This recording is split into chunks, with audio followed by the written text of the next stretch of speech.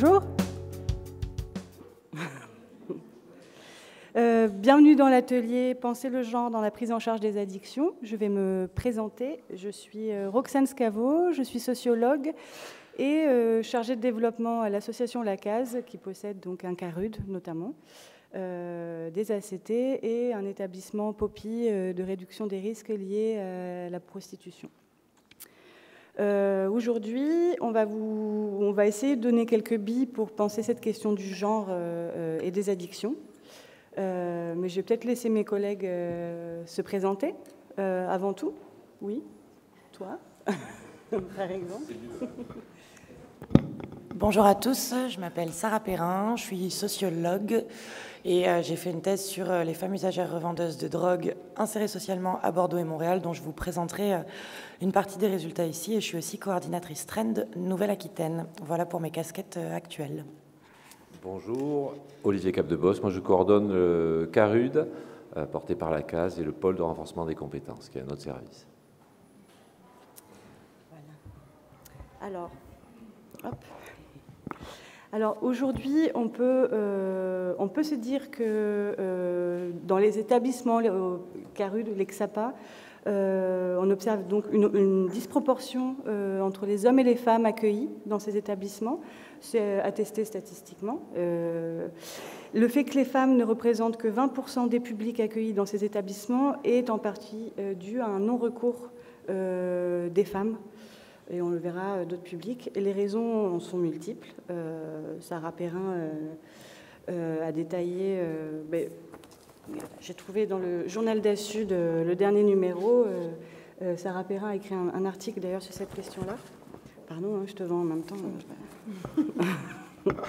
Donc des raisons multiples comme la peur d'être jugée comme mère irresponsable pour les mères, du fait de leur pratique de consommation, la peur de perdre la garde de leurs enfants, mais aussi les violences auxquelles elles peuvent faire face du fait de la mixité des lieux. Pour les femmes en CARUD, c'est des publics très précaires, donc elles peuvent croiser leurs conjoints, leurs ex-compagnons, des connaissances violentes au sein de ces espaces-là. Et la présence d'usagers, usagères LGBTQIA+, je vais essayer d'être... est encore moins visible du fait que ces publics font face à d'autres problématiques de représentation, donc liées à l'état des connaissances sur les pratiques de consommation actuelles, notamment, qui ne nous permettent pas toujours d'en prendre la pleine mesure. Pour autant, ces structures-là s'adressent à tous et à toutes. Donc, c'est des structures qui sont mixtes. Les publics reçus y sont accueillis de la même manière, quel que soit leur genre. Mais comment expliquer que les femmes, et plus largement les publics LGBTQIA+, y sont peu, voire pas représentés? Pour aller plus loin, comment penser donc le genre dans la prise en charge des addictions pour répondre aux besoins des personnes, du point de vue de l'accès aux soins et aux droits, et penser l'inclusion de toutes et tous au regard des pratiques de consommation de ces différents publics.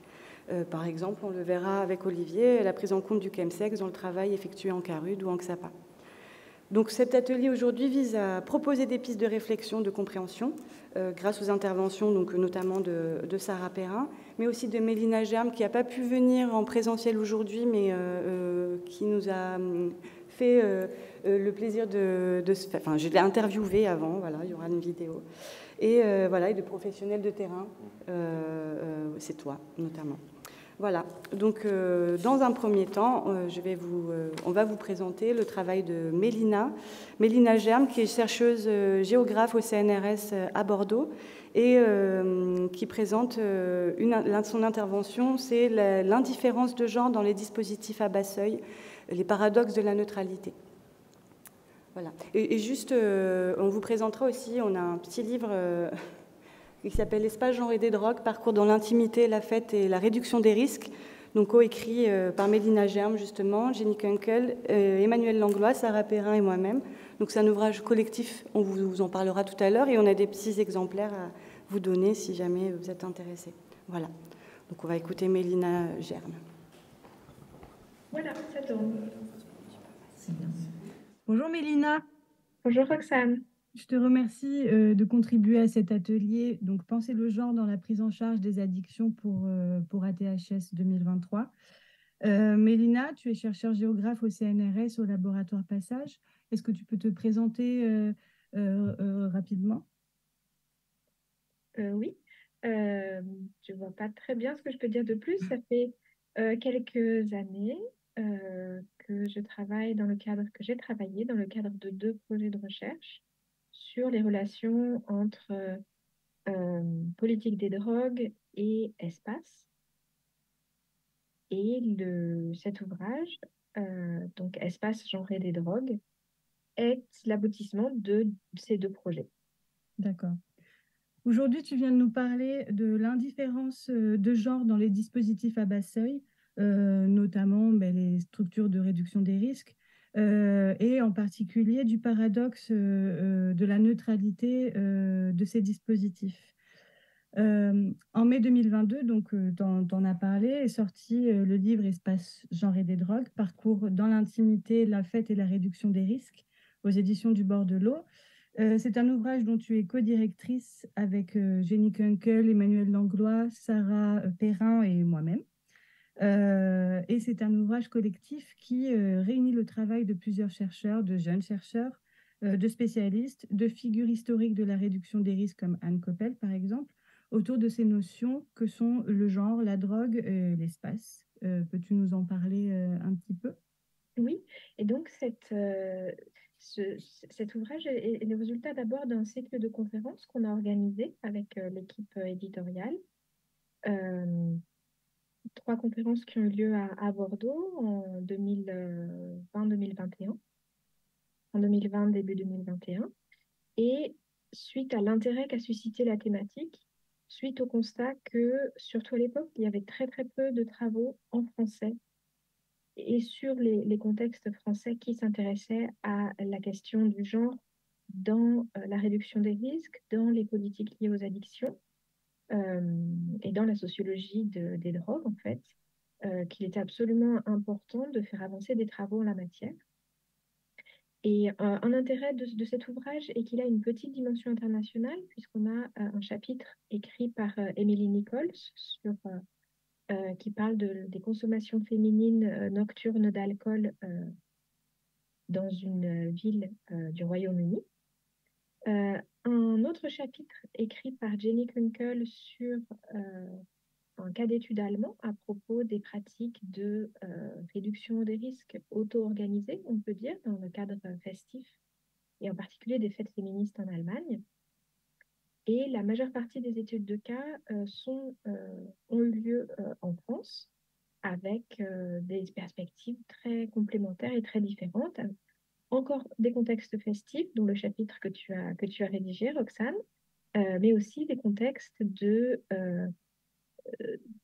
réduction des risques, de lieux d'accueil. Et je pense en particulier au chapitre rédigé par Florent Schmitt et par Maya Neff, 2 jeunes doctorants qui ont des travaux, réalisent des travaux extrêmement approfondis sur ces questions et très intéressants. Voilà. D'accord, très bien. Entre autres, il y a d'autres chapitres, je ne les ai pas tous énumérés. Cet ouvrage montre les brèches qui existent dans la prétendue neutralité des dispositifs de soins, des politiques publiques, des espaces dits publics. Qu'est-ce qu'on entend par neutralité? Alors, il m'a semblé intéressant d'aborder dans cette présentation la question de la neutralité. Neutralité en termes de genre signifie ne faire comme s'il n'y avait pas de différence genrée. Et a priori, l'idée derrière l'objectif de neutralité part d'une bonne intention à l'origine. La plupart des dispositifs de réduction des risques liés à l'usage de drogue, tels qu'on les connaît et surtout en France, et encore plus particulièrement ceux d'accueil à bas seuil, sont mixtes. Ils ne sont réservés ni aux hommes ni aux femmes et ils se pensent comme étant neutres, comme ne faisant pas de distinction sur la base du genre des personnes qu'ils accueillent, puisqu'il n'y a pas de conditions. Mais de fait, tant dans euh, les statistiques officielles produites par les lieux mêmes, dans à peu près tous les lieux euh, en Europe de l'Ouest, par exemple, les statistiques sur les files actives montrent très clairement une disproportion entre les hommes et les femmes, sachant que ce sont les 2 genres pris en compte, les 2 seuls genres pris en compte généralement. on a des ratios très stables d'une structure à l'autre qui varient de 70 à 80% d'hommes pour 30% à 20% de femmes. Et en général, quand on lit les rapports, quand on parle avec les personnes de terrain, on se rend compte que les explications majoritaires de cette disproportion sont rapportées aux différences dans les pratiques entre les hommes et les femmes, qui auraient différentes consommations et donc différents besoins, que ce soit dans les substances, les usages, les besoins de réduction des risques, seraient, à écouter les toutes premières analyses, extrêmement genrées. Les femmes auraient des pratiques avec moins de risques, orientées vers les médicaments, centrées sur l'espace privé. Les hommes auraient plutôt tendance à avoir des pratiques avec plus de risques, orientées plutôt vers des substances illégales et occupant l'espace public. Donc, évidemment, un portrait très contrasté, dont tout le monde sait qu'il est beaucoup plus complexe sur le terrain, mais c'est surtout une représentation qui a des défauts. De mon point de vue, je pense du point de vue d'une bonne partie des sciences humaines et sociales, cette conception des choses, elle est tronquée, elle est partielle. Pourquoi? Parce qu'elle oblitère une grande part du vécu des personnes qui se présentent ou qui ne se présentent pas ou qui renoncent à venir dans les lieux d'accueil à bas seuil. Cette conception dissimule en fait la manière dont les lieux eux-mêmes peuvent reproduire des comportements, des normes qui vont éloigner les femmes de ces ressources et donc, par conséquence, en fait, en faire bénéficier les hommes en priorité. Ainsi, de nombreuses recherches en sciences humaines et sociales menées dans différents pays, mais aussi dans un des chapitres du livre, je pense plutôt à celui rédigé par Florent Schmitt, à partir de ses recherches en France, étudie les effets de la prétendue ou de l'apparente neutralité des dispositifs. Florent montre ainsi très bien que de nombreuses femmes renoncent à bénéficier des lieux d'accueil à bas seuil en raison soit des violences qu'elles ont subies, soit en raison... Oui, pardon, excusez-moi, je reprends mes notes. Donc, elles renoncent à bénéficier des lieux d'accueil en raison essentiellement des violences qu'elles ont subies, que ces violences soient des violences physiques ou des violences psychologiques ou des rapports de force sociaux, en fait. Il montre également que les femmes qui sont quand même présentes sont reléguées à la périphérie, sont sexualisées et font l'objet de comportements sexistes. De toutes ces recherches, il s'avère qu'on peut affirmer donc que les dispositifs mixtes ne sont pas neutres. Ce sont des lieux où s'exprime une forme de domination masculine entre usagers et usagères et des rapports de force, plus exactement, qu'il faut étudier en détail. Il y a une multitude de masculinité et de féminité à prendre en compte. Bien évidemment, ce ne sont pas deux catégories uniformes ni simples, ni homogènes ni binaires. Il n'en reste pas moins que les lieux d'accueil à bas seuil mixte, à cause de la neutralité revendiquée en termes de genre, privilégient les hommes et offrent en fait pour l'accueil des femmes un seuil bien plus élevé. Le terme bas seuil est donc en fait genré et on peut dire que ces lieux, malgré eux, reproduisent des inégalités. Mais ce n'est pas la faute des structures, des lieux, ni des travailleurs socio-médicaux s'il y a du sexisme dans... Et c'est là que les choses sont compliquées. En prenant acte, bien sûr, de toute la bonne volonté, des bonnes intentions, tant des institutions, des projets que des personnes sur le terrain.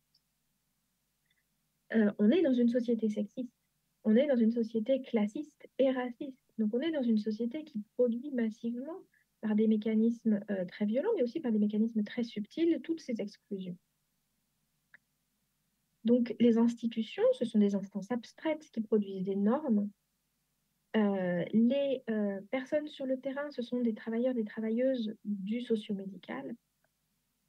Toute cette bulle, en fait, contribue à reproduire des formes de sexisme et des conditions favorables aux assignations de genre et à des micro-violences comme à des macro-violences. Donc ce n'est pas une question de bonne volonté et de bonne intention. Il ne s'agit pas de remettre cette bonne volonté ni la bonne intention des acteurs, individuellement surtout, en cause. Le problème est beaucoup plus complexe et beaucoup plus structurel. Comment y échapper? comment y échapper, puisque le fait de travailler, le fait d'être une institution, ça donne des responsabilités quand même particulières par rapport aux usagers et aux usagères, et surtout par rapport à celles qui n'osent même pas être usagères, finalement. Dans un lieu, quand on observe le fonctionnement des lieux, on se rend compte que les règles de fonctionnement, tout comme les comportements verbaux et non verbaux de l'ensemble des personnes présentes, donc y compris les gens qui font ce travail socio-médical, mais dans la plupart du temps, on ne contrevient pas à l'instauration d'un ordre de genre. Cet ordre de genre peut être même facilité ou supporté. Et on se rend compte, en lisant des sciences sociales et des travaux, comme par exemple le chapitre de Maya Neff dans notre ouvrage, que dans tout le champ de la réduction des risques liés aux usages de drogue, on a affaire à un étiquetage des publics très étroitement lié à des normes de genre. Le féminin est associé à la maternité et c'est en tant que mère potentielle que les femmes devraient adopter tel ou tel comportement. La même association est faite entre gay et chemsex, etc. On pourrait multiplier les exemples. Donc, on sait bien que les institutions de la réduction des risques participent, même malgré elles, à un contrôle social accru sur ce qu'on peut appeler les déviants à l'ordre de genre. Une femme qui consomme est considérée comme plus coupable, plus responsable qu'un homme qui consomme. Pour les femmes, on mettra en avant sa responsabilité vis-à-vis des autres, donc un fœtus, un enfant, une famille, des partenaires, etc. Face au même comportement attribué à un homme, on mettra en avant la vraie souffrance, les vrais problèmes qui expliqueraient ce comportement. Donc, il y a une vraie responsabilité des institutions et je pense, de mon point de vue, ce qui a lieu au sein d'une structure d'accueil, ce qui a lieu de manière répétée, structurelle, normalisée, engage la responsabilité du lieu et des personnes qui l'organisent et qui l'habitent. D'accord. Mais pourquoi parler d'indifférence de genre? Est-ce que c'est le fait de ne pas faire la différence entre féminin et masculin? Est-ce que c'est le fait d'être dans l'indifférence par rapport aux effets du sexisme, par exemple? Alors, avec ce terme de indifférence dans le titre, je souhaitais marquer les paradoxes autour de la différence de genre dans l'action publique de réduction des risques et dans les pratiques quotidiennes des lieux d'accueil à bas seuil. Et pour comprendre ce paradoxe, il est extrêmement important de cesser de raisonner en termes strictement individuels. J'y reviendrai dans quelques minutes. En effet, on a tendance à penser que le genre est un attribut individuel. Et en fait, ce que nous permettent de comprendre des travaux en sciences humaines et sociales, c'est que le genre n'est pas un attribut individuel, mais ce sont des dynamiques, ce sont des rapports de force, des rapports de pouvoir qui structurent des champs et des espaces. Et en tant que géographe, j'aimerais attirer votre attention sur la notion d'espace. Avant d'approfondir ce point, à propos de l'indifférence. Au sein des politiques de réduction des risques liés à l'usage de drogue en France, on observe la volonté de ne pas faire de différence dans l'accueil des publics, encore plus lorsqu'il s'agit d'accueil à bas seuil.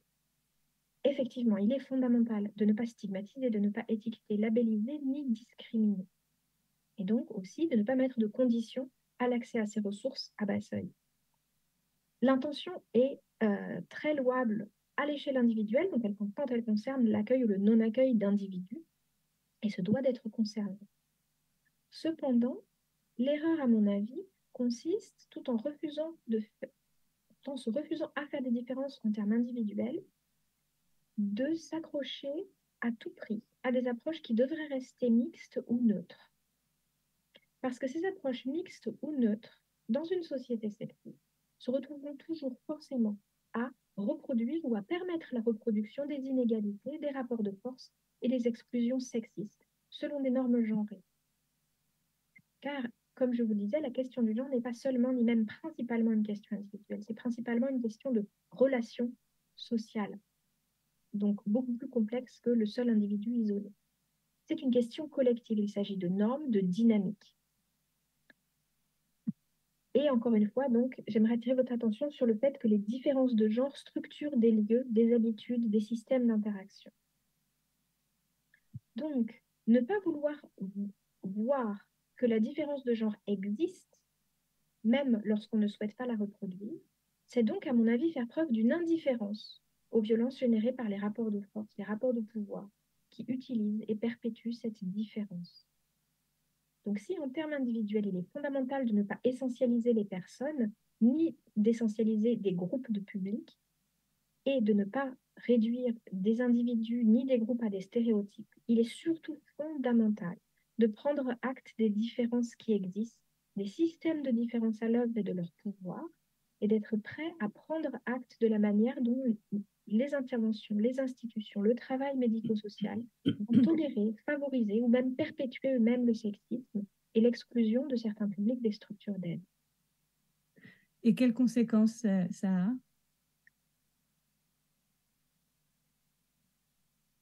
Je pense qu'il faudrait cesser de penser la question du genre, mais aussi d'autres différences, comme par exemple la différence linguistique, comme une question individuelle ou comme une question qui concernerait un groupe, donc un agrégat d'individus. Il me semble que dans tous les dispositifs médico-sociaux, mais surtout dans tout archipel de dispositifs disponibles sur un territoire, l'action publique et le travail médico-social construisent ensemble des espaces. Et en comprenant ces espaces comme étant co-construits par des institutions abstraites, des travailleurs, travailleuses de terrain concrets et par des publics, on se donne les outils pour comprendre la manière dont les normes de genre, parmi d'autres, fonctionnent et créent des dissuasions ou des exclusions, éloignent ou rapprochent certains publics de certaines structures. Et on peut dire que la recherche en sciences sociales contemporaines et internationales montre qu'afin de garantir l'inconditionnalité de l'accueil sur un territoire, il est absolument indispensable de créer des dispositifs réservés, donc ponctuellement conditionnels, en plus des dispositifs existants. C'est-à-dire, pour garantir l'inconditionnalité de l'accueil, il faut introduire des espaces-temps de conditionnalité, et surtout des espaces de conditionnalité dans le temps. L'inconditionnalité, elle devrait, à mon avis, être pensée non pas à l'échelle d'un lieu, d'un dispositif, mais à l'échelle de l'archipel des dispositifs sur un territoire. Et je pense que toute réflexion, toute entreprise réflexive sur les pratiques de terrain dans les lieux d'accueil, sur les manières dont le sexisme est, dont on ferme les yeux sur le sexisme, dont on tolère ou dont on le laisse faire, peut aussi être quelque chose de très important pour permettre un meilleur accueil qui soit vraiment inconditionnel, qui ne soit plus indifférent au sexisme, par exemple. Voilà. Bien, merci Mélina, c'était très complet et très riche. Merci beaucoup. Et, merci à toi. Et à bientôt, j'espère. À bientôt. Au revoir. Au revoir.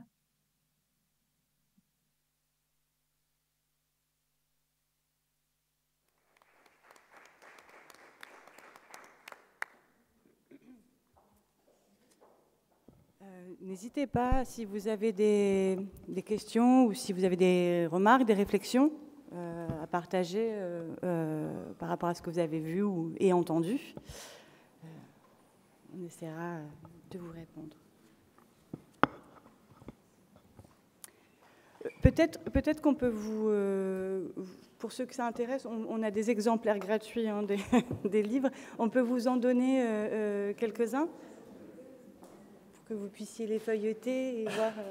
Parce qu'on n'arrête pas d'en parler, mais vous ne savez pas en fait de quoi on parle. Donc c'est pas...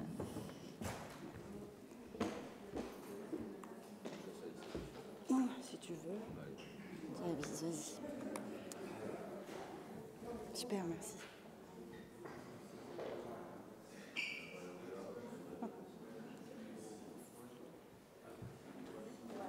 Il n'y en a plus, non. Je suis désolée. Et là-bas, je suis désolée, j'ai pas plus d'exemplaires.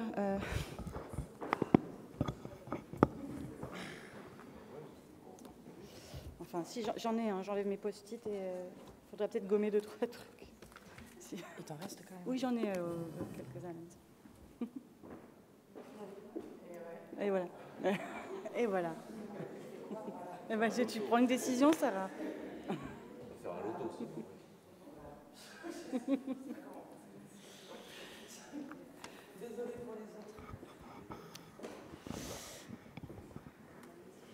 On a eu la chance d'avoir une préface de Anne Coppel dans ce livre.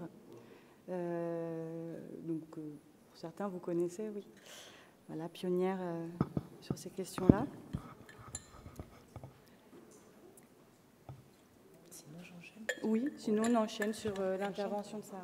Allez.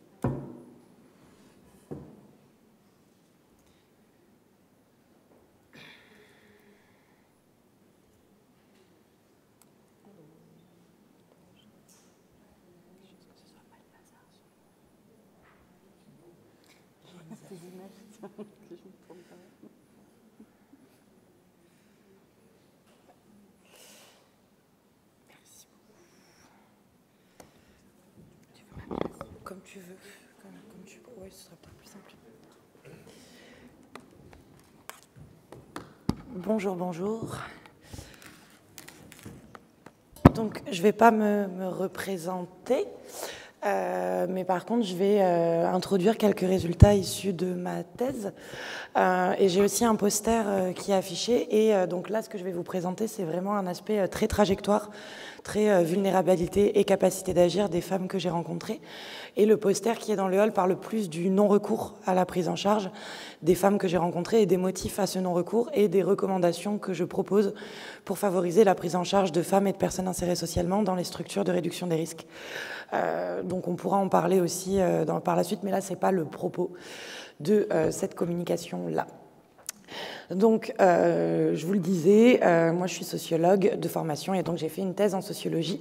Et dans cette thèse, donc là, ce que je vous présente, c'est issu de la première partie, donc qui porte sur les vulnérabilités et la capacité d'agir de femmes insérées socialement dans l'usage et la revente de drogue illicite.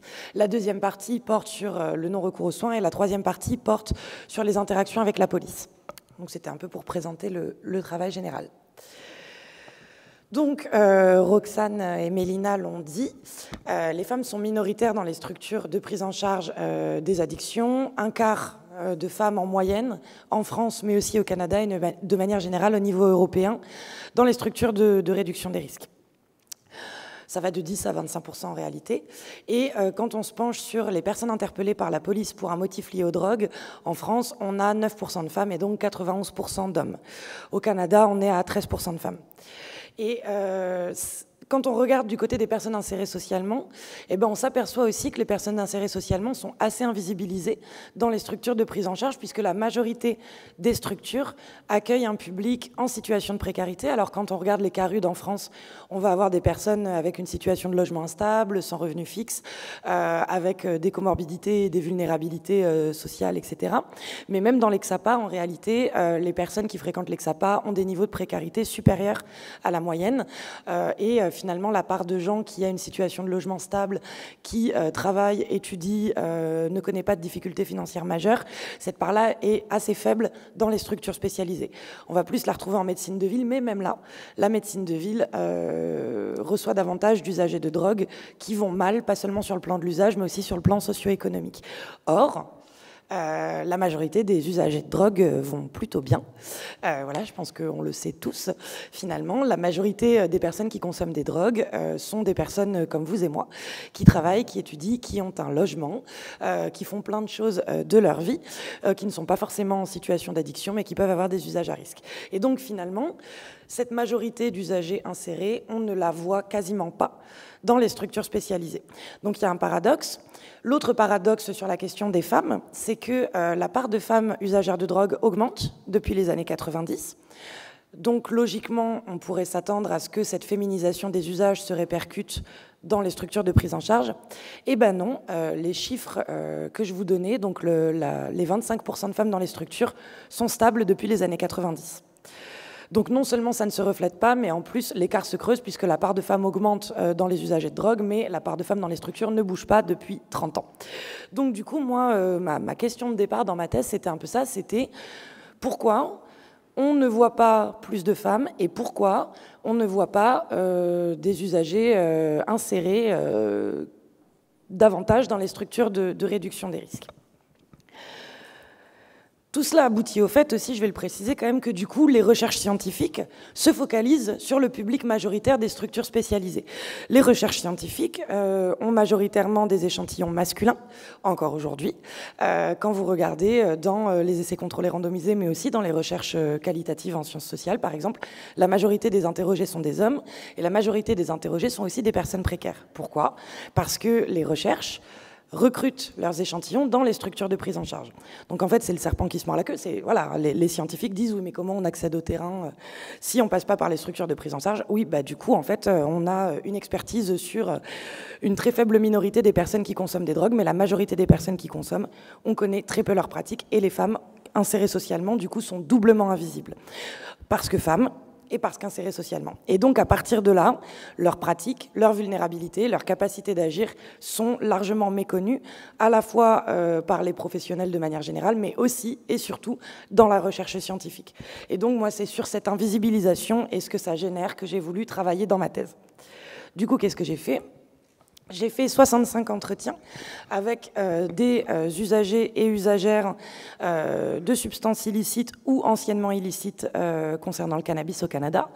Ce sont plutôt des jeunes adultes, donc ils ont entre 18 et 35 ans. Ils sont tous insérés socialement, donc en fait les critères de l'insertion sociale, j'ai repris les critères du Conseil de l'Europe, logement stable, estimer ne pas connaître de difficultés financières graves, parce que j'ai pas mal d'étudiants, du coup ils sont en dessous du seuil de pauvreté, mais en réalité leurs parents les aident, enfin bref.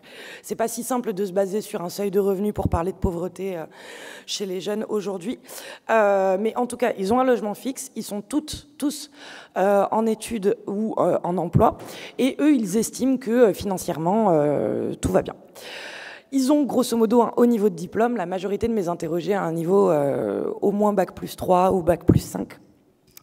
Et donc là, je vous ai mis un peu le détail, donc vous voyez que j'ai interrogé plus de femmes que d'hommes, 26 femmes à Bordeaux et 19 femmes à Montréal, contre 12 hommes à Bordeaux et 8 hommes à Montréal.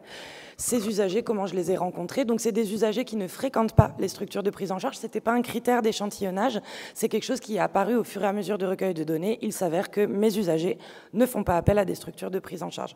Donc comment j'ai fait pour les trouver? Eh ben, j'ai procédé à un effet boule de neige. J'ai rencontré des usagers et des vendeurs. J'ai noué des liens de confiance avec eux, et après ils m'ont présenté à leurs potes, et j'ai interrogé leurs potes, et j'ai fait comme ça pour tout le monde. Voilà. Donc comme quoi c'est possible d'interroger un certain nombre d'individus sans passer par des structures de prise en charge, et c'est assez faisable finalement. Donc les scientifiques qui disent qu'on ne peut pas faire d'échantillons en dehors des structures, moi je dis revoyons nos stratégies d'échantillonnage. Je vais donc vous présenter les trajectoires dans l'usage-revente dans un premier temps, des femmes et des hommes que j'ai rencontrés, en essayant tout le temps à chaque fois de vous préciser les différences entre les hommes et les femmes, et aussi les différences entre Bordeaux et Montréal. Je tiens à préciser que la grande majorité de mon échantillon est blanc, et que la grande majorité de mon échantillon est hétérosexuel. Ça peut avoir son importance, et cisgenre aussi. J'ai pas affaire à des personnes transgenres, j'ai affaire à une population blanche hétéro. Ça a son importance quand on fait ce travail-là. Donc, concernant leur trajectoire dans l'usage, grosso modo, pour le dire très vite, c'est des usagers quotidiens de cannabis et des usagers occasionnels d'hallucinogènes et de psychostimulants. Ils se sont mis à fumer de l'herbe dans leur adolescence. Pour la plupart, l'usage d'herbe est devenu très régulier, pour la majorité quotidien, et répond à des motivations autothérapeutiques, calmer l'anxiété, faciliter l'endormissement, et puis aussi à des normes de sociabilité propres à leur groupe de pairs, mais ils consomment beaucoup seuls, typiquement le joint du soir. Et puis pour une bonne part de l'échantillon, après que l'usage de cannabis se soit installé, soit devenu régulier dans l'adolescence, ils ont expérimenté d'autres drogues et ont des usages occasionnels ou réguliers en contexte festif, essentiellement de cocaïne, MDMA, ecstasy, champignons hallucinogènes, mais j'ai certains usagers qui ont consommé jusqu'à 25 substances différentes en comptant les différents NPS, les différents médicaments, etc., etc. Je n'ai aucun injecteur ou injectrice dans mon échantillon. J'ai quelques usagers de cocaïne basée, et c'est les 3 seuls usagers dont l'usage de cocaïne est devenu régulier et problématique pour eux. Et j'ai des gens qui ont consommé des opiacés, mais exclusivement en sniff et sans développer de troubles de l'usage d'opiacés. Donc, sur la revente, la moitié de mes interrogés a déjà revendu des drogues sur un modèle d'usage-revente. L'usage-revente, qu'est-ce que c'est? C'est ce qui est en fait le plus commun dans la vente de drogue, mais peut-être aussi ce dont on parle le moins. L'usage-revente, c'est jouer sur l'effet discount. Si j'achète 10 grammes d'herbe à Bordeaux, ça me coûte 80 €. Si j'achète 100 grammes d'herbe, ça me coûte 500 €. J'achète 100 grammes, je le revends à 8 € le gramme au détail. À la fin, donc j'ai refait 500 €, donc j'ai remboursé mon investissement de départ et il me reste du produit et je consomme gratuitement le produit qu'il me reste. Donc l'idée en fait c'est de ne pas payer ses propres consommations, c'est de vendre les produits qu'on consomme avec peu ou pas d'intérêt financier, puisque du coup, ils font pas d'argent, en fait. Et donc, c'est des gens qui vont revendre essentiellement à leurs potes, en espace festif ou chez eux. C'est pas du deal de rue, on peut pas parler de réseau, c'est vraiment du micro-entrepreneuriat, du deal, quoi. Voilà, on est sur du self-made man, du mini trafic. Donc, évidemment, il y a des profils qui se distinguent. J'ai quelques usagers revendeurs qui ont des profils plus professionnalisés dans le deal, qui vont revendre des produits qu'ils ne consomment pas. Mais là, je vous schématise un peu la majorité de mon échantillon qui, du coup, fait de l'usage-revente. Très peu de différence entre les hommes et les femmes sur tout ça. On trouve beaucoup dans la littérature que les femmes sont initiées aux produits par leur conjoint. Moi, c'est pas le cas sur mon terrain. Je pense qu'il y a un biais dans les recherches. Et je pense que quand on dit que les femmes sont initiées par leur conjoint, en fait, c'est des femmes précaires qui sont initiées à l'injection par leur compagnon masculin. Mais qu'en réalité, quand les femmes consomment des drogues de manière récréative aujourd'hui, elles sont initiées par leurs amis comme les hommes, en réalité. Donc très peu de différence entre les hommes et les femmes et très peu de différence entre Bordeaux et Montréal à ce niveau-là. Les trajectoires dans la consommation et les produits consommés sont vraiment relativement les mêmes. Un peu plus de champi à Montréal, un peu plus de cocaïne à Bordeaux, mais c'est probablement des biais d'échantillonnage, c'est pas représentatif de quoi que ce soit. Par contre, ce qui va changer, c'est les modalités d'achat à Bordeaux et à Montréal. Montréal, le cannabis est légal depuis 2018, donc il y a à la fois un marché légal et un marché noir, alors qu'à Bordeaux, on n'a que le marché noir. Même avant la légalisation au Canada, le marché noir était beaucoup plus professionnalisé que le marché illégal bordelais, avec une offre de livraison, avec des menus qui se sont aujourd'hui développés à Bordeaux, mais en 2019, au moment de l'enquête, c'était beaucoup moins le cas. Donc à Montréal, il y avait vraiment la possibilité d'acheter différentes variétés d'herbes sur le marché noir à différents prix, de savoir si c'était de la sativa, de l'indica, de l'hybride. À Bordeaux, c'était pas le cas. À Bordeaux, on va privilégier donc les usagers revendeurs de notre entourage amical, sinon des dealers en appartement, sinon en dernier recours du deal de rue, mais on sait qu'on va se faire arnaquer et que ça va pas être foufou en termes de prix et de qualité. Et tout ça amène, selon moi, la structuration du marché des drogues amène à ce qu'il y ait plus d'usagers revendeurs à Bordeaux qu'à Montréal. Parce qu'à Montréal, si vous voulez revendre les drogues que vous consommez, en l'occurrence principalement le cannabis, vous êtes en concurrence avec un marché noir très professionnalisé, grosso modo tenu par la mafia, et avec un marché légal extrêmement concurrentiel, alors qu'à Bordeaux, si vous voulez devenir un usager revendeur, vous avez plein de potes qui vont passer par vous très vite. À Montréal, vos potes, ils vont déjà dans les sociétés québécoises du cannabis ou avec des livreurs qui livrent à 4 h du matin avec un menu, etc. Donc c'est compliqué de s'imposer sur ce marché-là. C'était la petite nuance comparative sur le plan de la revente. Les différences de genre, elles vont s'incarner au niveau des vulnérabilités et des capacités d'agir. Il va y avoir des vulnérabilités spécifiques aux femmes que moi, j'ai répertoriées au nombre de 3. Et je pense qu'au vu des enquêtes que je continue à faire sur la question du genre, ces stéréotypes et ces vulnérabilités ne sont pas propres aux femmes insérées socialement et sont propres à grosso modo toutes les femmes que j'ai rencontrées qui consomment et qui vendent et qui achètent des drogues. Le premier stéréotype, le premier marqueur de stigmate, c'est un manque de crédibilité. Vous allez voir, les membres de la drogue sont pas très originaux, c'est grosso modo les mêmes stéréotypes sexistes que ceux qu'on peut retrouver dans notre société globalement. Donc une femme qui va chez le garagiste, on va estimer qu'elle n'y connaît rien, qu'elle ne connaît pas les critères de qualité en vigueur, qu'elle ne connaît pas les critères de prix. Donc la preuve, je n'y connais rien, je ne saurais même pas vous donner un exemple d'une prestation correcte chez le garagiste. Mais on va du coup lui proposer une prestation plus chère ou de moins bonne qualité. Eh bien, dans le monde de la drogue, c'est pareil. On va se dire qu'une femme ne va pas être capable de repérer un bon produit d'un mauvais, qu'elle ne va pas connaître les prix. Et donc, les femmes vont davantage faire l'objet de tentatives d'escroquerie. L'escroquerie dans l'achat de drogue, c'est quasi un rituel, sauf que pour les hommes, ça disparaît progressivement au fur et à mesure qu'ils gagnent en âge et qu'ils gagnent en expérience. J'ai une interrogée qui me dira « Nous, les nanas, on est des pigeonnes à vie ». Et c'est pas faux. Le deuxième stéréotype spécifiquement féminin, encore une fois très peu original, c'est le stéréotype de la violence. Cette idée que les femmes sont moins aptes à faire preuve de violence physique, qu'elles sont moins aptes à se bagarrer, à se défendre. Et donc dans un milieu qui est finalement pas très violent, hein, moi l'usage-revente que j'ai étudié, il n'y a pas beaucoup de bagarres, ça se tire pas dessus, c'est pas du narcotrafic, mais comme on est dans un marché illicite, il y a toujours cette menace de violence. On est toujours sur un risque latent de violence, ça fait partie du jeu. Et les femmes, comme elles sont stéréotypées comme étant incapables de faire preuve de violence, font l'objet de davantage de tentatives d'intimidation, notamment quand elles vendent, et ça rejoint du coup l'augmentation des tentatives d'escroquerie, puisque non seulement elle y connaît rien, mais qu'en plus elle ne va pas pouvoir se venger, donc allons-y doublement.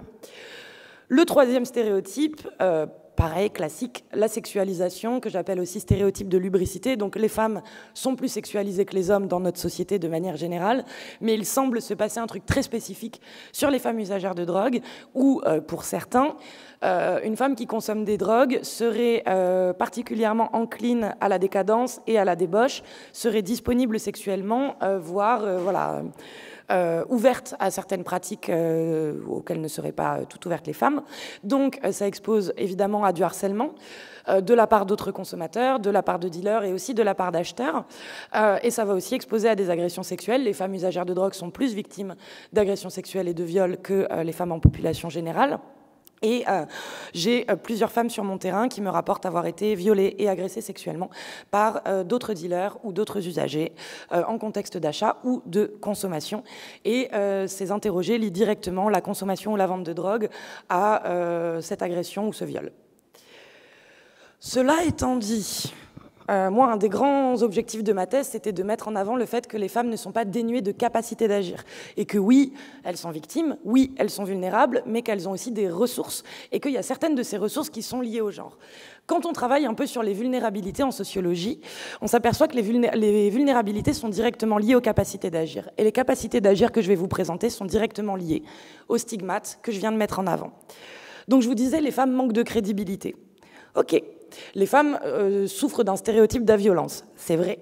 Mais du coup, ça aboutit aussi au fait que certains usagers, certains acheteurs notamment, vont beaucoup plus faire confiance à une femme qui deal parce qu'ils se disent qu'elle ne sera pas violente et qu'elle ne les arnaquera pas. Donc cette image de fiabilité, ce qu'on va appeler benevolent sexism, le sexisme bienveillant. Donc il y a d'un côté le sexisme agressif qui dit bouh, les femmes, ce sont des vilaines personnes, détruisons-les.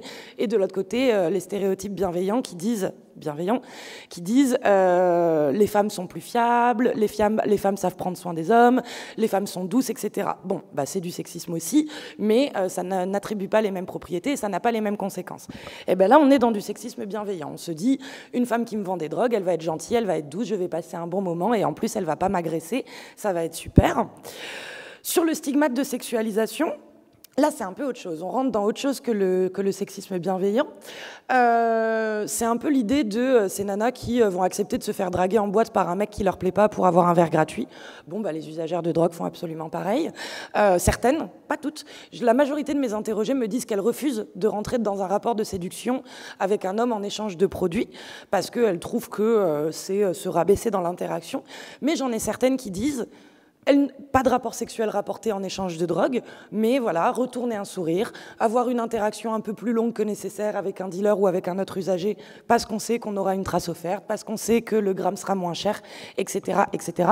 Ça, il y en a pas mal qui me le disent et qui l'assument, avec derrière tout le risque de si l'homme en face se sent frustré quand l'usagère pose ses limites et qu'il décide d'outrepasser ses limites et d'agresser l'usagère, le risque, c'est la condamnation morale par l'entourage qui dira « Oui, mais tu es rentré dans une interaction de séduction, donc tu as pris le risque de... » Troisième capacité d'agir, la discrétion face à la police, qui rejoint un peu le stéréotype de manque de crédibilité. Bah oui, elles passent pour des petites pigeonnes, mais du coup, elles ne sont pas arrêtées, d'où le fait que 91% des interpellés pour infraction à la législation sur les stupéfiants en France sont des hommes, parce qu'une femme, qui plus est blanche, qui plus est insérée socialement, ne se fait pas contrôler par la police, et même quand elle est contrôlée et qu'elle a du produit sur elle, elle est moins condamnée. Donc, mine de rien, ok, c'est chiant d'être une femme, mais on ne va pas en tôle et on a des produits moins chers. Attendez, il y a quand même plein de choses très positives liées à tout ça. Je voulais finir ma présentation sur les vulnérabilités et capacités d'agir, toujours, mais cette fois liées à l'insertion sociale, puisque je m'intéresse au genre, mais aussi à l'insertion sociale. On a tendance à voir que, alors que le genre, on se dit que le fait d'être une femme, c'est vraiment source quasiment souvent que de vulnérabilité, l'insertion sociale, on le voit plutôt comme une ressource majeure. Et c'est vrai, mais ça expose aussi à des risques très spécifiques. Donc déjà, les usagers qui font des études sont confrontés à plus de risques sur le plan scolaire et mes interrogés me rapportent pas mal de redoublements, pas mal de renvois, pas mal de conflits disciplinaires, pas forcément des problèmes au niveau des résultats, mais en tout cas des sanctions disciplinaires, notamment pour usage de drogue au lycée, à l'université, etc. Des conflits familiaux aussi, ça c'est quelque chose qui est majoritairement rapporté parce que l'insertion sociale c'est aussi maintenir des liens familiaux, etc. Et beaucoup d'usagers ont rencontré des problèmes familiaux avec leurs parents qui majoritairement diabolisent les usages de drogue, ce qui a abouti chez pas mal d'entre eux à des fugues, à une obligation d'être en internat, voire à des usagers qui ne parlent plus du tout à leurs parents. Et puis, la plupart de mes usagers étant en emploi, beaucoup, enfin là, tous, pour la plupart, n'assument pas leurs usages de drogue au travail parce que ça les expose à des risques de licenciement dans le pire des cas ou de décrédibilisation dans le meilleur des cas. Donc ça, c'est assez intéressant et je m'attarde 2 minutes sur cet enjeu de double vie au travail puisque du coup, j'ai des usagers qui me disent clairement je ne suis pas du tout la même personne quand je suis au travail ou quand je suis chez moi, avec des enjeux assez spécifiques selon les postes, notamment les postes qui vont être en hôpital, qui vont être avec des enfants, etc. Là, les usagers me disent, moi, si on sait que je fume des joints ou que je prends de la cocaïne, je me fais virer. Mais sur des postes où, entre guillemets, il n'y a pas l'enjeu de la vie d'autrui, de la protection d'autrui, puisque c'est ça qui justifierait le renvoi, il y a l'idée que, bon, bah ok, moi, on ne me renverrait pas si on savait que je consommais des drogues, par contre, j'aurais pas la promotion, on me donnerait moins de responsabilités, on m'écouterait moins en réunion, si j'arrive en retard, ce ne sera pas parce que je suis malade, ce sera parce que j'ai consommé la veille. Enfin voilà, toute cette espèce d'essentialisation de la personne qui consomme des drogues à ses consommations. Et donc, cette gestion de la double vie, cette gestion de la dissimulation, en fait, il y a Gladys Lutz qui travaille beaucoup dessus. Ça génère de la fatigue, ça génère du stress, et c'est assez épuisant, en fait, pour les personnes. Mais encore une fois, qui dit vulnérabilité dit aussi capacité d'agir. Et donc, le fait d'être inséré socialement, ça va vachement pousser les usagers que j'ai rencontrés, enfin, c'est même le moteur principal de leur stratégie de gestion des usages. Puisque moi, ils ne sont pas tellement dans des troubles de l'usage. Bon, alors, la question de est-ce qu'ils sont addicts au cannabis, c'est une question qui n'est pas résolue parce que, pour le coup, les professionnels de santé que j'ai interrogés ne sont pas d'accord avec ce que les usagers disent d'eux-mêmes et les usagers ne sont pas d'accord entre eux et les professionnels de santé non plus. Mais toujours est-il que, accro ou pas accro au cannabis, ils travaillent, ils étudient, etc. et qui disent directement bah, « moi, j'aime bien mon taf ». En fait, ils adhèrent complètement aux valeurs de notre société. Ils veulent s'enrichir, ils veulent avoir le pavillon en banlieue avec un chien et un mariage. Et donc, pour ça, ils savent qu'il faut un salaire, des diplômes et une bonne réputation. Et donc, dans ce cadre-là, ils vont développer des stratégies de gestion des usages qui passent par les temporalités. Je ne vais pas consommer avant d'aller au travail, je ne vais pas consommer sur mon lieu de travail, je ne vais pas faire de soirée avec de la coke avant le vendredi soir. Et ça passe aussi par le choix des produits et des modalités d'usage. Par exemple, j'ai des usagers qui me disaient bah, « moi, la cocaïne, je sens que si j'en prends régulièrement, j'arriverai pas à gérer, donc je choisis de pas du tout en prendre et de me focaliser sur les psychédéliques parce que moi, j'aime aller faire mon sport le dimanche matin, j'aime aller au marché, j'aime le déjeuner du dimanche. Et donc, à partir de là, je ne veux pas que ça prenne trop de place dans ma vie, donc je fais en sorte que... » Et quelque chose qui mérite quand même d'être dit, je trouve, c'est que moi, j'ai plein d'usagers aussi qui me disent « Alors ouais, c'est stressant, cette double vie, mais par contre, qu'est-ce que j'aime être en costard-cravate, en réunion avec des actionnaires le vendredi après-midi et dans un hangar désaffecté avec des docs en train d'écouter du hardcore le vendredi soir, et à quel point c'est source d'épanouissement et à quel point c'est source de liberté. » Et j'avais une usagère qui me disait « Moi, je pourrais pas faire métro, boulot, dodo, et en fait, c'est ma soupape de décompression, c'est source de plaisir et c'est source de soulagement pour des gens qui finalement ont une vie assez normée et qui ont l'impression que ça leur permet d'échapper à un cadre. Donc je sortais un peu du genre, pardon Roxane, tout va bien, mais je trouvais que c'était important d'aborder cette question de l'insertion sociale. Et donc, pour conclure, finalement, le genre, comme l'insertion sociale, ça va agir comme des facteurs de vulnérabilité, mais aussi de protection dans les mondes de la drogue, et rien n'est jamais binaire. Et selon moi, il y a une vraie nécessité de développer une approche intersectionnelle. L'intersectionnalité, ça consiste à prendre en compte les entrecroisements de systèmes de domination. Donc là, par exemple, prendre en compte le genre et le niveau socio-économique, c'est déjà commencer une vision intersectionnelle, mais moi je trouve qu'on ne peut pas prendre en compte ce que je vous dis sans savoir que ces femmes sont blanches, sans savoir que ces sujets sont hétérosexuels, sans savoir qu'ils ont un haut niveau de diplôme, et je trouve qu'on devrait continuer à développer ça, parce que par exemple, la même population mais racisée, ou la même population mais LGBTQI+, aura peut-être, voire probablement, des pratiques et des vulnérabilités complètement différentes. Et donc je trouve qu'on manque d'une vision globale des discriminations, d'une vision intégrée des systèmes d'inégalité, pour comprendre ce qui se joue dans les mondes de la drogue en termes de pouvoir et de domination. Voilà. Merci pour votre écoute.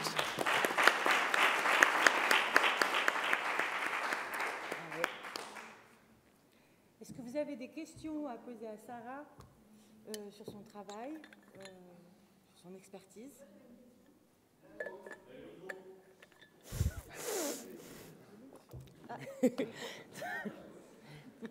Voilà, donc Sarah, oui, j'avais une question.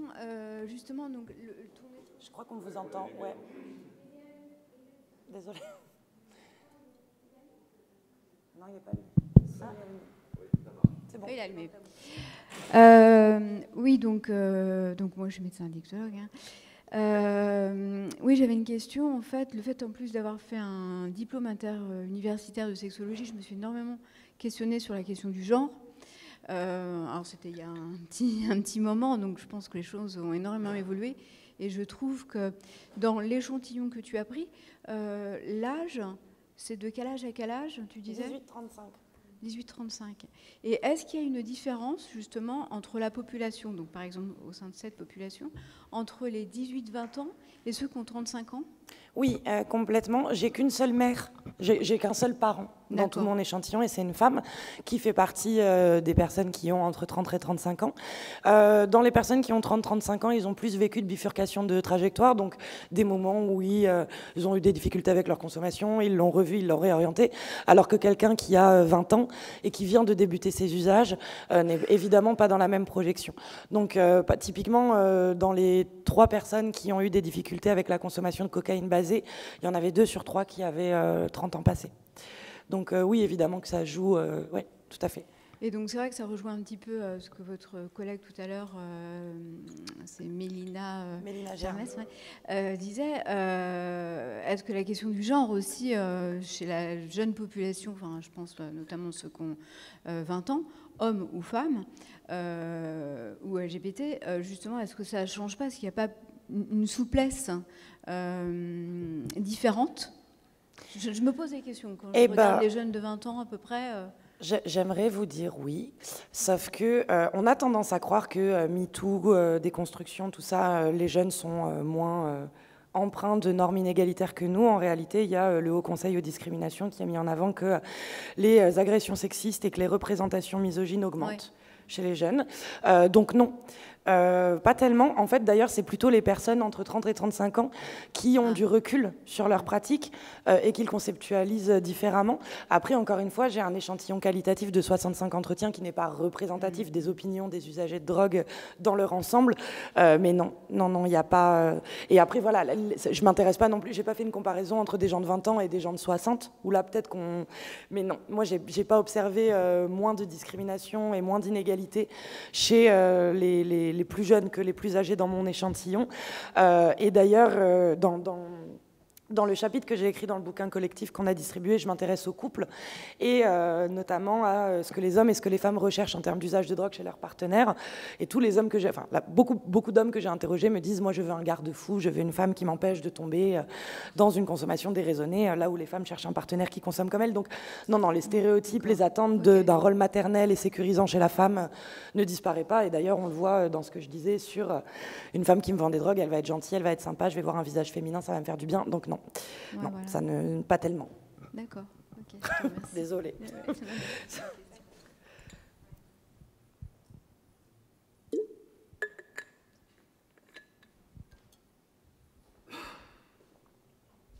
Merci beaucoup du coup pour cette étude, c'est super intéressant. Donc moi je suis médecin addictologue et je m'intéresse particulièrement à la prise en charge des femmes. Et du coup ce que vous avez dit, je le retrouve vraiment en pratique, c'est que j'ai plein de médecins généralistes qui voient des femmes qui repèrent des consos et les femmes ne veulent pas du tout venir au XAPA. Et du coup je réfléchis à finalement comment on pourrait faire pour pouvoir discuter avec ces femmes mais sans qu'elles viennent au XAPA. Donc ça m'arrive de faire des entretiens téléphoniques, etc. Et est-ce que vous avez pu justement questionner ces personnes de quels seraient leurs besoins ou pas, de voir ou pas des personnes pour parler de ça, et qu'est-ce qui pourrait leur convenir si c'était le cas? Oui, c'est la deuxième partie de ma thèse et c'est le poster qui est affiché dans le hall que je vais essayer de résumer succinctement. Il y a 4 raisons principales. Pour le coup, ni les usagers ni les usagères que j'ai rencontrés ne fréquentent les dispositifs. Pour moi, le facteur discriminant, là, c'est moins le genre que l'insertion sociale. Il y a 4 raisons principales qui font qu'ils ne viennent pas. 1, ils ne connaissent pas. Ils ne savent pas ce que c'est un CARUD, ils ne savent pas ce que c'est un XAPA, ils ne savent pas ce que c'est un CJC. À la rigueur, ils vont en parler à un médecin généraliste, mais c'est la deuxième raison. La plupart de mes usagers se sont ouverts de leur consommation à un moment, ne serait-ce que pour avoir des informations de bon, voilà, je vais me faire anesthésier, est-ce que je dois dire à mon anesthésiste que j'ai consommé de la kétamine, etc. Donc ils en parlent à des professionnels de santé généralistes et ils se font juger. Donc derrière, ils se disent j'en parle plus. Parce que si c'est pour... Justement, eux, ils cherchent à tout prix à ne pas être réduits à l'identité du drogué toxicomane. Ils se pointent devant un médecin généraliste qui, quand ils disent « je consomme un peu de coke tous les 2 mois », leur donne le contact d'une structure résidentielle d'une cure de sevrage. Et les usagers disent « mais moi, tout va bien, pourquoi j'irais m'enfermer 3 mois avec en plus des gens qui le stigmatisent aussi, des SDF toxicomanes ?» Donc non. Donc il y a le jugement des professionnels de santé et le manque de formation de ces professionnels-là. Il y a la méconnaissance des structures. Tous les usagers que j'ai interrogés à Bordeaux sont persuadés que les CARUD bordelais, c'est des salles de shoot. Il n'y a pas de salle de consommation à moindre risque à Bordeaux. Il y a quand même un petit souci en termes de com. Je ne dis pas que c'est de la responsabilité des structures, je dis qu'il y a un souci en termes de communication. Voilà, tout le monde croit que la case est une salle de shoot.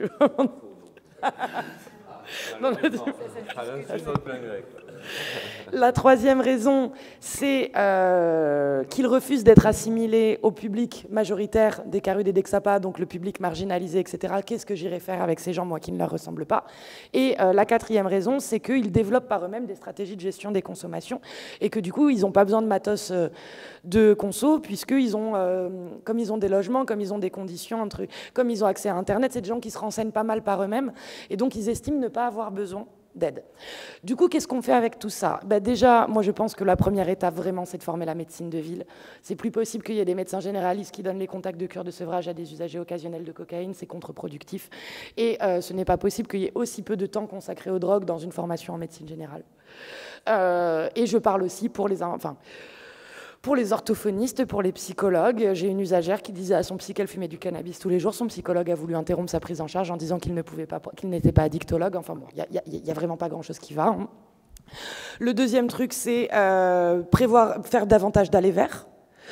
Et faire de la paire-aidance. Et la paire-aidance, c'est pas que recruter des usagers de drogue experts, c'est parce que usagers de drogue, du coup, moi je fume des clopes, je suis usagère de drogue, et pourtant j'ai pas grand-chose à voir avec un mec qui a vécu à la rue et qui consommait de l'héro en voie intraveineuse.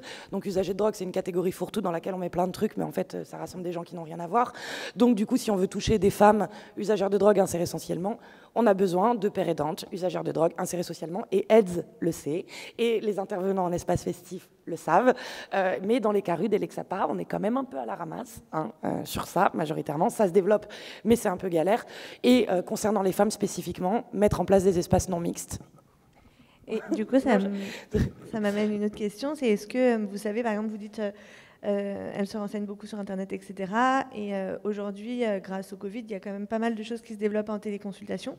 Et est-ce que finalement, ça pourrait aussi... Est-ce que vous avez pu les questionner de est-ce que ça pourrait les intéresser d'avoir des médecins, par exemple, en téléconsultation, du coup, qui sont pas forcément des gens qu'elles vont croiser au marché le matin, mais avec qui parler des produits et du coup rester anonyme finalement? Oui, ça fait partie de ce que moi je mettais dans l'aller vers, mais j'inclus aussi l'aller vers numérique. C'est des gens qui apprécient le côté anonyme, anonymes, etc. d'Internet. Il y en a beaucoup qui, par chance, tombent sur des trucs très fiables de type psychoactif, psychonaute, mais il y en a aussi qui se retrouvent sur jeuxvideo.com et qui reçoivent... Internet, c'est un outil génial et c'est aussi absolument horrible à plein de niveaux. Et donc, à partir de là, je trouve que renforcer, ce qui est déjà le cas, mais renforcer encore la présence de professionnels spécialisés avec des chats en ligne, avec des forums, etc., même si c'est déjà présent, et puis peut-être valoriser davantage. Encore une fois, il y a un enjeu de communication, hein, c'est-à-dire que moi, les usagers, ils ne savent pas, pour la plupart, quelles sont les sources fiables sur les drogues. Ils en identifient certaines, mais pas toutes. Donc voilà, il y a un enjeu autour de ça. Mais oui, l'aller vers numérique est assez indispensable pour joindre une population qui n'a pas envie de se déplacer physiquement par peur du stigmate. Merci beaucoup. Bien, bonjour, Jean-Michel Delisle, psychiatre. Alors, je ne vais pas te poser de questions puisque j'étais à ton jury de thèse de sociaux, donc je les ai posées à cette occasion-là. Donc, une remarque, et puis je serai attentif à ce que tu pourras en dire.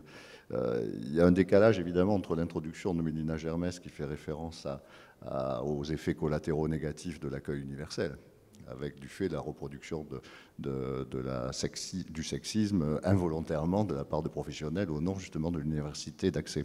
Mais l'exemple typique, effectivement, c'était celui des Carudes. Donc des populations extrêmement marginalisées, très dépendantes, gros troubles de l'usage, et où c'est ce qu'on rencontre aussi en service en XAPA résidentiel, où là, il y a une exclusion de fait, un peu moins en XAPA ambulatoire, parce que c'est plutôt de l'accueil individualisé en bureau, donc c'est plus protecteur, entre guillemets. En revanche, la population dont tu parles, c'est totalement différent. C'est des jeunes femmes insérées, usagères. Et donc, je viens juste, c'est la remarque qu'on avait faite et sur laquelle je reviens. Il est logique que ces personnes-là, on ne les voit pas, par contre, parce qu'elles n'ont pas de troubles de usage, celles que tu décris, pratiquement pas. Donc, on n'a rien à en faire. Par contre, elles sont dans des phases borderline, typiquement un peu limite. Et alors j'aimais bien l'expression, c'est un truc, moi je suis un peu anthropologue, donc je suis attentif à la liberté que donne la connaissance de cultures différentes, d'arriver à se décentrer de sa culture propre. Ça nourrit d'autres choses, d'autres visions du monde, d'autres représentations, donc c'est des espaces de liberté qui s'ouvrent.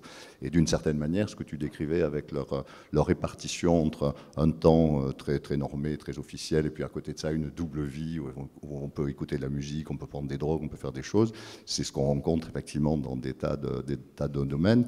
Mais tant qu'on arrive justement à ce que cet espace second n'envahisse pas trop l'autre et n'est pas un effet négatif, ce que tu décrivais avec des gens qui vont prendre juste la cocaïne le vendredi soir parce qu'ils savent qu'ils vont reprendre le boulot lundi, ou qui vont prendre des consommations tel soir parce qu'ils savent, mais où ça n'empiète pas sur leur boulot, ça confirme que de ce côté-là, il y a une maîtrise de la consommation d'une certaine manière. C'est-à-dire qu'ils arrivent à garder une liberté.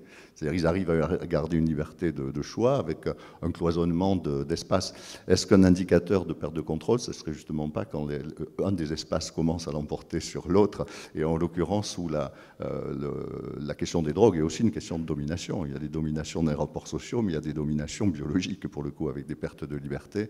Et parfois, on a le sentiment que ce qui au départ était un espace de liberté enrichissant, chez certaines personnes va au contraire devenir un espace aliénant qui va les amener à renoncer contre leur plein gré à d'autres distractions, d'autres formes de rencontres, leur boulot, etc., etc. Et que ça, finalement, ça pourrait être un indicateur, monsieur, bon, une réflexion. Et là où c'est compliqué, c'est sur la question du cannabis. Et alors, moi, j'avais voulu mettre une sous-partie dans mon chapitre sur la confusion énorme de est-ce qu'ils sont accros ou est-ce qu'ils ne sont pas accros au cannabis. Déjà, sur ce qu'ils en disent d'eux-mêmes, c'est-à-dire qu'il y a des usages complètement similaires. Il y a un interrogé qui va me dire je suis dépendant, l'autre qui va me dire je ne suis pas dépendant. Et sur ce que les professionnels sociosanitaires interrogés me disaient. C'est-à-dire qu'un travailleur social, pour caricaturer, va dire vous êtes dépendant à partir du moment où vous ne pouvez plus aller au boulot. Et un psychiatre va vous dire le DSM-5, craving, etc. Machin. Mais du coup, on peut avoir un craving et travailler. C'est hyper compliqué. Et donc, Emmanuel Langlois m'a dit oulala, pente glissante. Faisons sauter ce chapitre qui ne s'intègre pas vraiment en plus dans l'objectif de la thèse. On est sur une réflexion sur qu'est-ce que l'addiction, en fait. Je ne vais pas arriver avec une réponse à cette question, malheureusement.